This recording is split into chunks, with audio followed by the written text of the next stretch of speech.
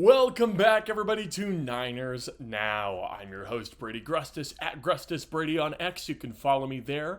And it's Chargers weekend. We've got the final preseason game coming up on Saturday, and it's time to go over all the best matchups and players to watch. And of course, stick around until later in the show, where I'll be identifying some of the biggest X factors for the 49ers this season. But of course, before we begin, go ahead and subscribe down below, leave a like, leave a comment, and let's get into it. Now, as usual, we've got some injury updates and roster moves to bring to you right at the top of the show, hot off the presses. On Thursday, Adam Schefter announced that 49ers wide receiver Russell Gage is dealing with an MCL sprain and will miss anywhere from 7 to 10 days. Yet another 49ers wide receiver is hurt. It is genuinely unreal how many injuries this team is dealing with, at the wide receiver spot especially. You've got Brandon Ayuk still hurt, Jawan Jennings still hurt, Jacob Cowing still hurt, Demarcus Robinson suspended, Russell Gage hurt. It is ridiculous what this team is going through. I haven't seen anything like this in quite some time. Now, luckily, this MCL sprain seems to be pretty minor, and John Lynch said that on KNBR, he said that Russell Gage will likely be ready to go for week 1. But you gotta wonder, are the Niners in the market for another receiver? I mean, sure, Sky Moore's in town now, but the 49ers might still need another player to hold down the fort for the first few weeks of the year.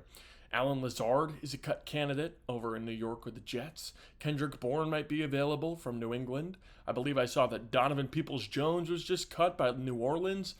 I think any of those guys could be really solid post-cut down additions to give kind of a short-term boost to the receiver room. But the Niners also made some other roster moves on Thursday. In order to make room for Sky Moore on the roster, they put cornerback Trey Brown on injured reserve, which I believe will end his season.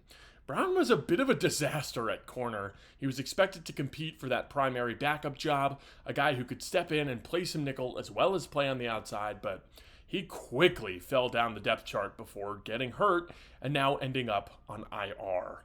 Also, the Niners are swapping out quarterbacks, cutting the newly signed Nate Sudfeld and bringing back, you guessed it, Tanner Mordecai. I swear, Mordecai's been cut 10 times already this summer. And finally, rookie running back Corey Kiner passed through waivers officially, and because he was waived with an injury settlement, he is now on the 49ers IR as well, but he is ineligible to return this season. Now let's go over all the notes from the 49ers' final preseason practice of the year. The season's getting closer and closer, folks. Training camp is officially done. The preseason ends on Saturday. And then from Sunday to Tuesday, the team will have to cut the team down from 90 to 53 players. For your obligatory injury update from practice, Russell Gage missed practice thanks to that MCL sprain, but Malik Turner returned at wide receiver, and Robert Beal was back at practice as well. Upton Stout, Stone Blanton, and Ben Barch have been working out on the side fields over the past few days. Hopefully they're getting closer to coming back. Barch has been seen with this big elbow brace on. He may end up keeping it when he returns. That'll be something to watch. Sky Moore, the newest 49er, practiced for a little bit on Thursday, but spent most of the time speaking with receivers coach Leonard Hankerson, presumably getting a crash course on the offense. But Moore did step in for some 11-on-11 drills right at the end of practice. The starting safety competition is still going strong, with Jason Pinnock, Marquise Siegel, and Jair Brown all rotating in with different combinations of those three. You've got Pinnock and Siegel, Pinnock and Brown, and Siegel and Brown. It seems like all three of them are competing for those two spots, and if I had to guess, Pinnock and Siegel have a slight edge right now. Jake Moody missed 2 field goals on Thursday, but Brant Boyer was really complimentary of Moody in his press conference. And finally, the Niners' offensive stars look ready to roll. Trent Williams and Christian McCaffrey had heavy workloads today in practice, and according to Trent, CMC looks like his old Offensive Player of the Year self. Ricky Pearsall and George Kittle also had some big plays Thursday, which at this point is just to be expected.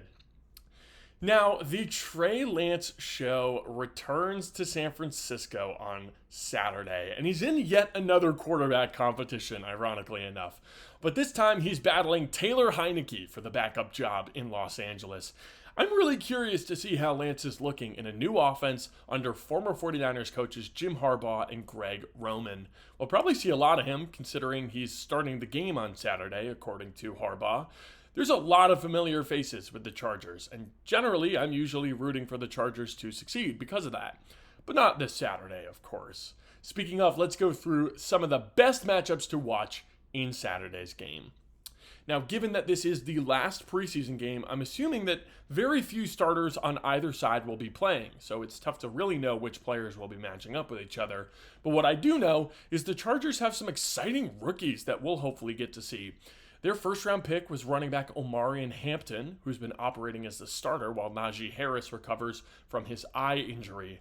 Trey Harris is the talented Ole Miss receiver on the outside, teammate of 49ers rookie Jordan Watkins in college. He'll be a tough matchup for any Niners corner, and Keandre Lambert-Smith at receiver has one of the biggest breakouts of training camp across the entire league. That's going to be a name you'll want to remember, folks. Keandre Lambert-Smith. I'm excited to see what Jacob Robinson and Saron Neal can do when they go up against those guys. Harris and Lambert-Smith are big and physical, so those Niners cornerbacks are going to need to bring their A games.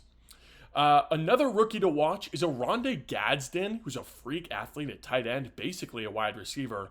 So I think that his matchups against guys like Jalen Mahoney or maybe Nick Martin will be fascinating to watch. Are they going to be able to stick with this raw sort of matchup nightmare type of player? And on the Chargers defense, they've got a rookie named Jamari Caldwell from Oregon lining up at nose tackle. Caldwell is huge, he is quick, and he is violent. I loved Caldwell in the draft process, and I'm sure the Niners did their due diligence on him, but of course they went with Alfred Collins and CJ West, two guys who have pretty similar profiles to Caldwell. The Niners backups will have a tough time containing Jamari Caldwell in the middle. Matt Hennessy's going to have his hands full, for sure. The Chargers rookies are a very talented bunch overall, but they're definitely still young and still learning. We'll see how well the Niners are able to contain them. Now, we talked about Hampton just now, but I will also be closely watching the run game in its entirety for both teams. The Chargers have talented running backs behind Hampton, like Kamani Vidal, Hassan Haskins, and undrafted free agent Raheem Sanders. And while their offensive line doesn't exactly strike fear into the hearts of the Niners, it's not like the Niners are working with a very deep defensive line either. Alfred Collins, in particular, must show up and have a good game on Saturday.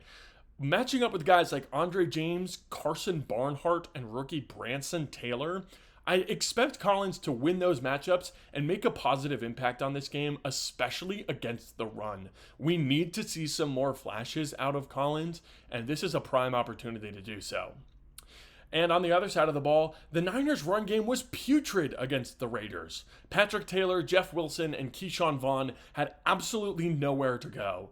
I'd like to see a better performance out of the offensive line against the Chargers' backups, like the aforementioned Caldwell, Justin Eboigbe, Naquan Jones, and Bud Dupree. A big day from Connor Colby and Drew Moss would go a long way. I'll just say that. And finally, let's see how the 49ers passing game does against this Chargers secondary. The Chargers have some interesting backup safeties, like former 49er Tony Jefferson and rookie RJ Mickens from Clemson, plus solid veteran Elijah Molden. I don't anticipate there being much room downfield for the big explosive plays, so Carter Bradley and Nate Sudfeld will have to, Tanner Mordecai, those guys will have to operate in the intermediate area as well. Cornerback Nico Reed has been a big standout for the Chargers in camp. So guys like Isaiah Hodgins, Robbie Chosen, Sky Moore, they're going to have to win those matchups in order to make any sort of noise through the air. Now, the last area that I'm really focused on for this Chargers game is not a specific matchup or even a specific player. It's physicality and specifically tackling. Jim Harbaugh teams are always going to be physical and they will always be ready to hit. I want to see the Niners, even the backups, match that physicality. I know that Nick Martin and Tatum Bethune and Marquise Siegel can hit, but I want to see them wrap up. I want to see the defensive line convert their pressures into sacks. And I want to see the linebackers blowing up run plays before they even begin. And on offense, I want to see tough running from Jeff Wilson and Keyshawn Vaughn. I want to see mean blocking from Spencer Burford and broken tackles from the receivers and tight ends. If you're not ready for it, this Chargers team will punch you in the mouth. So I want to see the 49ers be ready for it and deliver as many punches as they take. So what do you want to see from the 49ers on Saturday? Are there any Chargers that you'll be watching closely? Selfishly, I hope the Niners get a pick on Trey Lance just to somewhat quiet the discourse that's inevitably going to come out of this game. Sorry, Trey, I'm rooting for you every week but this one. And I also hope that we see at least something interesting out of the newest 49er, Sky Moore. Would be nice to see him, maybe returning punts or getting a couple of nice catches. Let me know in the comments down below what you'll be watching for on Saturday. Now for our final segment, let's shift focus to the regular season. It's almost here.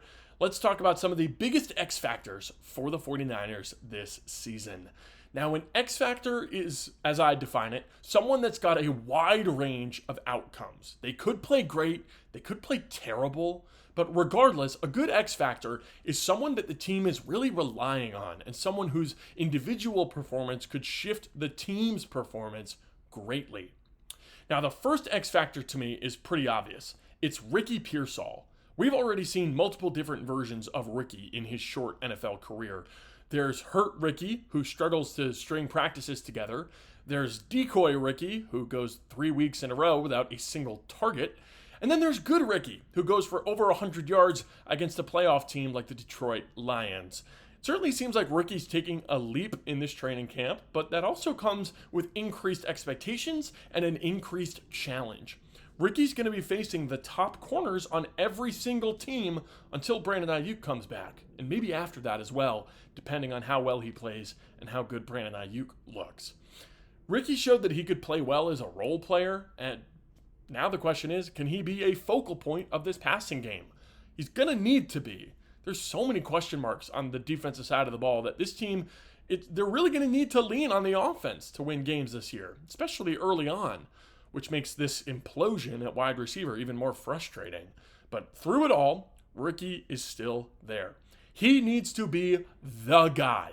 The 49ers could carry 7 wide receivers on the 53-man roster and the PUP list, with only 2 healthy enough to suit up in week 1. Jawan Jennings, Jacob Cowing, Demarcus Robinson, Jordan Watkins, Brandon Ayuk, none of those guys look ready to go. It's Ricky and who? Russell Gage, who's currently hurt? Isaiah Hodgins? Robbie Chosen? Sky Moore? If Pearsall isn't winning his matchups and producing, who's going to play receiver for this team? And who's going to produce? Will the 49ers trade for another receiver? Hopefully. Devon Bailey was just traded to the Saints on Wednesday. We saw Sky Moore on Wednesday as well. Maybe the Niners pick up a guy like Hunter Renfrow, Alan Lazard, maybe Trey Palmer, Kendrick Bourne.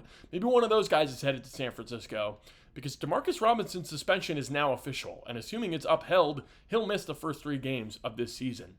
That would be at Seattle, at New Orleans, and home versus the Cardinals. Now, luckily, the Saints and Cardinals have fairly weak secondaries, and Pearsall should be able to eat in those matchups. But that week 1 game in Seattle versus Tariq Woolen and Devon Witherspoon, Devin Witherspoon? I think it's Devin. It won't be easy. Seattle's defense is not only talented, but they're well coached, especially in the back end. If Ricky struggles in that game and doesn't make an impact, I could easily see the Niners losing that one. But if he dominates, that's a free win. So hopefully Ricky can play to his full potential this year, because the Niners have never needed him more. Now, the next X factor that I have is Kalia Davis. It seems pretty clear to me that Kalia Davis will end up starting in that first Seattle game next to Jordan Elliott. If CJ West hadn't gotten hurt, I think that spot would have been his. But, oh well. Davis, however, is someone that we've barely seen play real snaps in the regular season for this team. And he's looking like one of the biggest surprise breakouts on the entire team this summer. He's quick and he looks pretty athletic. As a penetrator, he can make an impact rushing the passer, but also as a backside run defender as well. If he can provide a real pass rush presence from the interior and be at least okay as a run defender, he'll be our best defensive tackle on the roster. The bar is extremely low. And having someone to hold down the fort while CJ West and Alfred Collins get up to speed is really important, in my opinion. Now, if Davis turns back into a pumpkin, to put it bluntly, I think this Niners defense becomes much more of a liability than we are expecting. The coaching will be improved, but coaching can't hold up against a double team on an inside run. The players have to do that. And if they can't, then the 49ers will have another season of terrible run defense and probably a bunch of losses along with it. Now, the final X factor that I have, there's not even much to say about this one. It's Jake Moody. Will Jake Moody make his kicks? That's kind of the entire question. You've got Brant Boyer in here to hopefully fix the rest of the special teams, like kick coverage and, return game and stuff like that. But can Jake Moody make his kicks? That's going to be the big question. And honestly, I have no idea. I really don't. We'll just have to wait and see, I guess. And honestly, even if he looks good for the first 3 weeks, I'm going to need a bigger sample size from Jake Moody in order to really become a believer. So those are my 3 X factors. I've got Ricky Pearsall, Kalia Davis, and Jake Moody. Who do you think are the biggest X factors for the 49ers this season? Let me know down below. Leave a comment, leave a like, and let me know if there's any topics that you'd like to see me cover. Thank you all for watching, and subscribe for 49ers videos 5 days a week. I'm Brady Grustas at Grustas Brady on X. This has been Niners Now, and I'll see you next week.